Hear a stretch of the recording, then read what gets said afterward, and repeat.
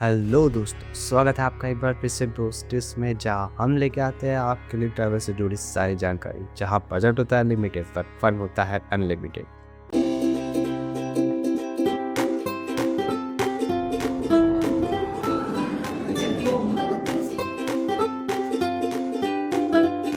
दोस्तों, सोचो एक ऐसी नगरी जो समुद्र में छुप गई हो, एक ऐसा शहर जहाँ पे रहते थे खुद भगवान श्री कृष्ण। और आज के तारीख में हम उसे कहते हैं इंडिया का एटलांटिस। जी हाँ, हम बात कर रहे हैं द्वारका की, जो कि भारत की सबसे पुरानी और शायद सबसे एडवांस्ड लॉस्ट सिटी में से एक है।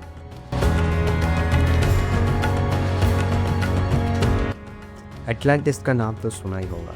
एक ऐसी नगरी, एक ऐसी सिटी जो कि समुद्र के नीचे डूब गई। लेकिन क्या आपको पता है, इंडिया में भी एक ऐसी कहानी है, और जो कि कहती है, एक ऐसी सिटी है जो कहती है शायद मैं एटलांटिस से भी ज़्यादा रियल हूँ। महाभारत के अनुसार जब श्री कृष्ण ने कंस का वध करके द्वारका से गुजरात के समुद्र के किनारे जब थे, तब उन्होंने बनाई एक नई नगरी, और जिसका नाम दिया उन्होंने द्वारका।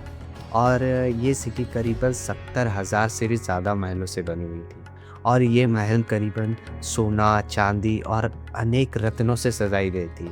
और दोस्तों, ये कोई आम नगरी नहीं थी, आम सिटी नहीं थी, क्योंकि उस टाइम में भी वो वहाँ द्वारका में जो एडवांस टेक्नोलॉजी और जो आर्किटेक्चर था, वो शायद उस ज़माने से काफ़ी कदम आगे के आर्किटेक्चर था। लेकिन सबसे बड़ा सवाल, क्या ये सब सिर्फ एक कहानी है? 1970 और फिर 2000 में समुद्र के नीचे मिले कुछ ऐसी चीज़ें, ऐसे अवशेष जिसे देख के लगता है शायद महाभारत एक कहानी नहीं बल्कि उसे सच बताते हैं।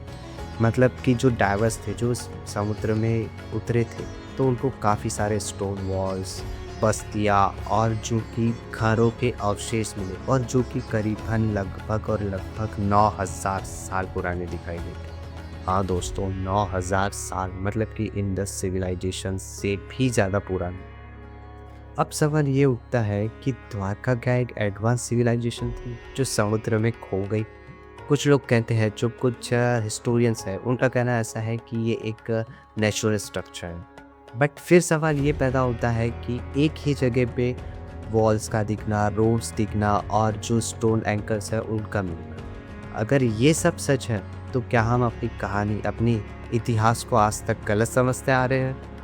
द्वारका ही नहीं, बल्कि भारत में काफ़ी और लॉस्ट सिटीज़ है जिनके सबूत मिले, जैसे कि लोथल, दुनिया का सबसे पुराना डॉकयार्ड। फिर आता है अपना मोहनजोदाड़ो, जिनका स्ट्रक्चर आज भी साइंटिस्ट को हैरान करके रखता है। लेकिन द्वारका एक अलग है। क्यों? क्योंकि ये एक स्पिरिचुअल नगरी है जहाँ पे श्री कृष्ण खुद रहते थे। कुछ लोग कहते हैं कि द्वारका को समुद्र में निकल लिया, क्योंकि श्री कृष्ण के स्वर्गारोहण के बाद द्वारका डूब गया था।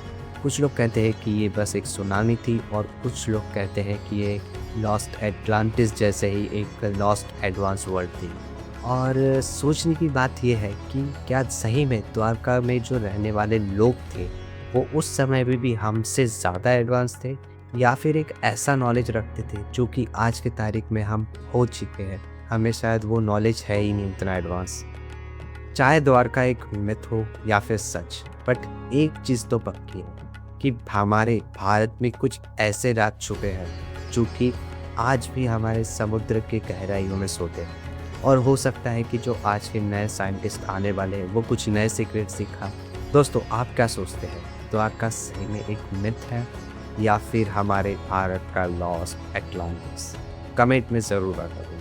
और वीडियो अच्छी लगी हो तो वीडियो लाइक कर देना, और अपने ट्रैवल पार्टनर के साथ शेयर ज़रूर कर देना वीडियो को।